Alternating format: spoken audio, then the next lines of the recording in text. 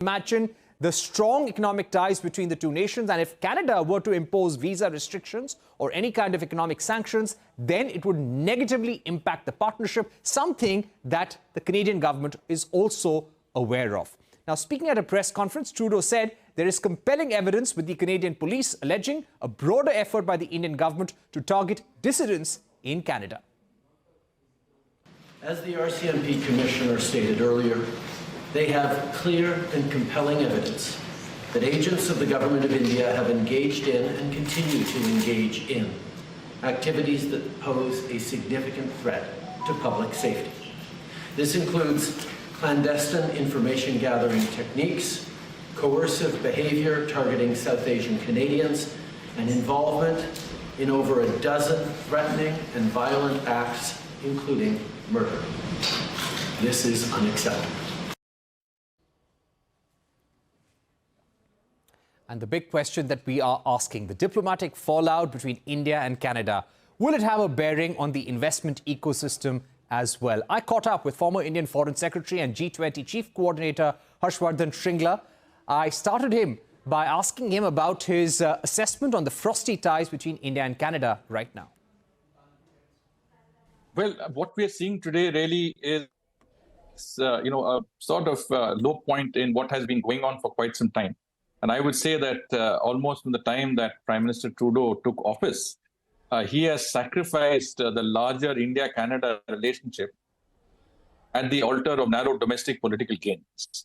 So there is the small constituency, of people who are anti-national and pro-separatism from India.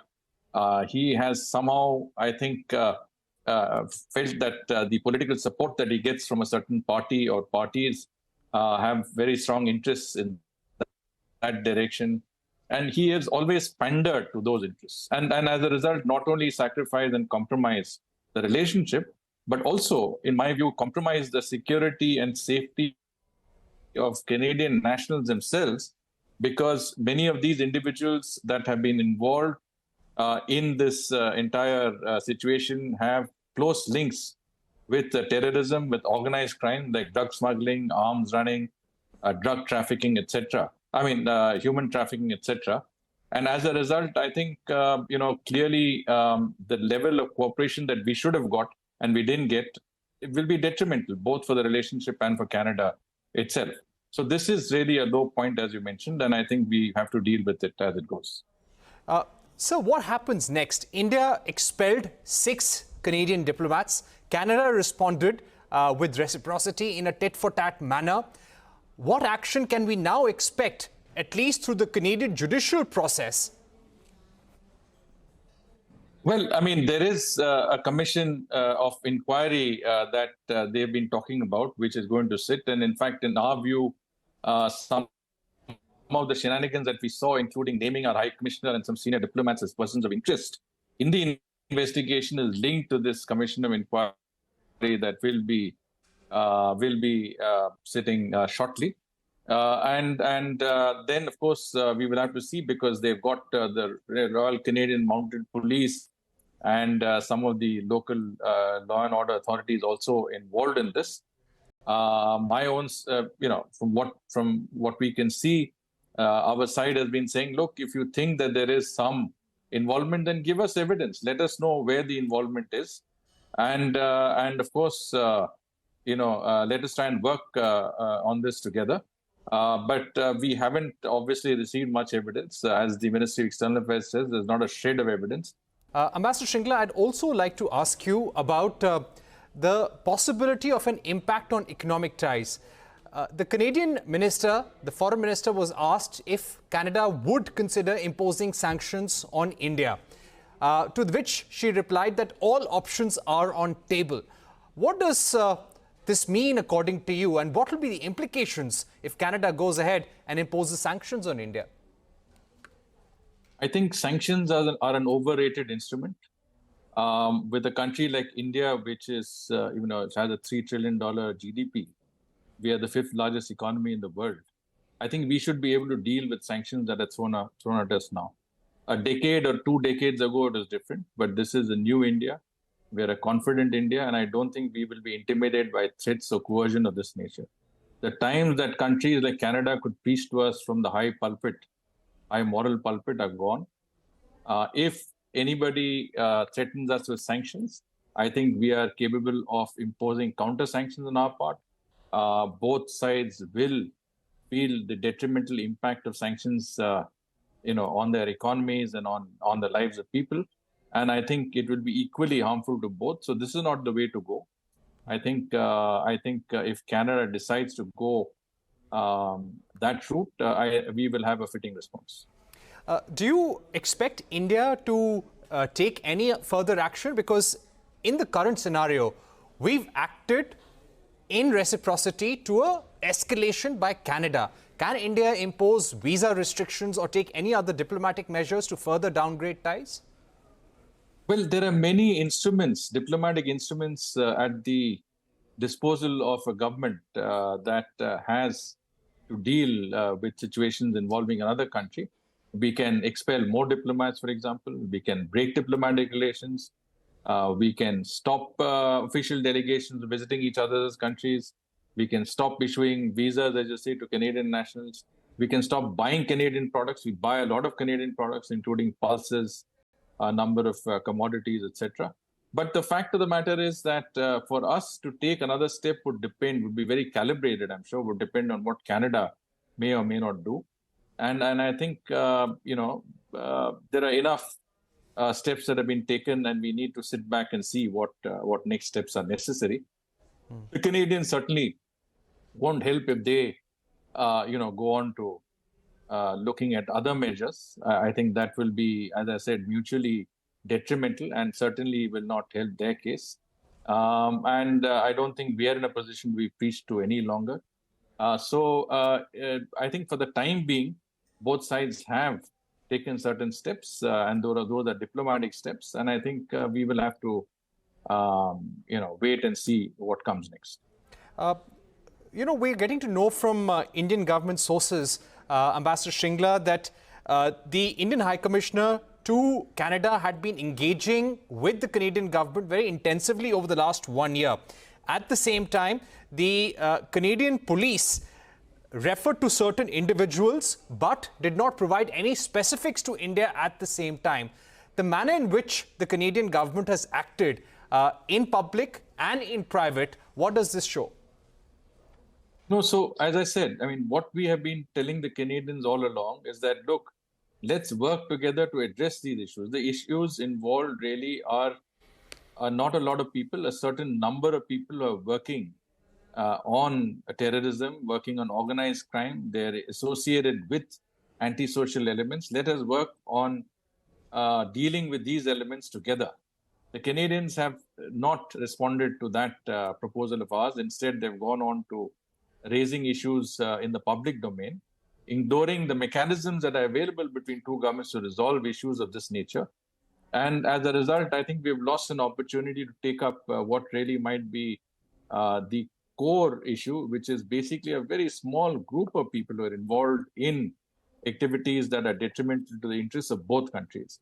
Right. And as I said, for political reasons, for whatever reasons best known to Mr. Trudeau, he has decided to take a different line altogether. And I think that is not in the interests of either the relationship or his own country's best interest. Ambassador Shringla, since the time this controversy broke out, since September last year, have you seen any impact on investment flows from Canada or two-way trade between the two countries? Or do you feel that the immediate development regarding expulsion of diplomats will now start hurting economic ties? We have not seen any major developments in that regard. We have not seen any of the investments that the Canadians have made in India pulling out. At the same time, I don't think trade has taken such a big hit. I hope that it stays that way, because I don't think we should impact on the economic side of things, which has taken a lot of time to build. I think the fact that people are investing in our country shows confidence in our economy. The fact that trade is going well means that there is a mutuality of interest, and there are synergies in the trade domain.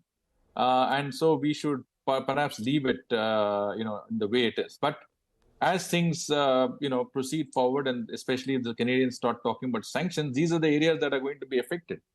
I mean, trade, investments, students, these are the areas that can be impacted. And as I said, it is not something that one country would bear the brunt of. It would be mutually detrimental, and it's not the best way to go forward. The Canadian government has also spoken to certain foreign newspapers and alleged that the Indian government took the services of gangster Lawrence Bishnoi's network in Canada to carry out these crimes and also the killing of Hardeep Singh Nijjar. What do you think about an allegation of this kind? First of all, I think it's ridiculous that the government would employ underworld criminals to carry out activities of this nature. In the first place, India is not a country that would indulge in such activities. In the second place, you would not use such elements. I mean, after all, the Bishnoi gang is wanted for murders in India itself. Why would you use them for crimes elsewhere?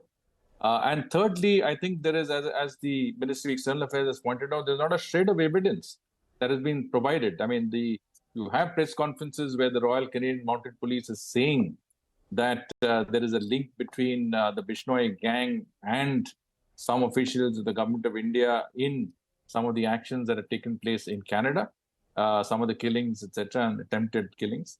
In my view, you need to be very, very clear about and to be able to substantiate clearly the links that you're talking about, because if you don't, then they are only, I would say, allegations, and they would stay in that realm. And these are serious allegations to make when relationships are involved. And I think the Ministry of External Affairs has correctly, termed it as preposterous. They're preposterous claims. Okay. That finally, India would sir, do such a thing. Yeah. Would you say that the India-Canada relations have now been impacted forever? How would you describe the state of relations for the future? Broken, hurt, strained, or broken forever? I would hesitate to look at it as anything than an episodic sort of challenge in the relationship. There are governments that come and go in our democracies. And I think Justin Trudeau's popularity is clearly at an all-time low. I'm sure any government that would come in his place and any prime minister that takes his place would understand the logic of what we're trying to say. Let us cooperate and work together in dealing with these, with organized crimes that impact on law and order in both our countries. Let us work together to build the relationship, and let us not get involved in the nitty-gritty of what seem to be unsubstantiated claims. If there are any such thing, then that we worked out through the concerned agencies and worked out through diplomatic channels and mechanisms, and not in this way of, I would say, speaking through the public domain and speaking in Parliament and speaking at various other public fora to air what you feel are grievances in the relationship or issues that arise in the relationship. So I would say that this is a passing phase. Like all other passing phase, we will deal with it. And definitely, we don't want to see this as the end of a relationship, because, relationships are always between people.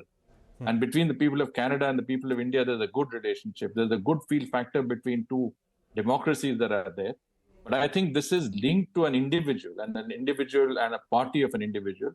So this is something that I feel is linked purely to Mr. Trudeau, and his eclipse from the political domain might put paid to that episode, that sad episode in our relationship. For more news and updates, all you need to do is follow CNBC TV18 on all of our digital platforms.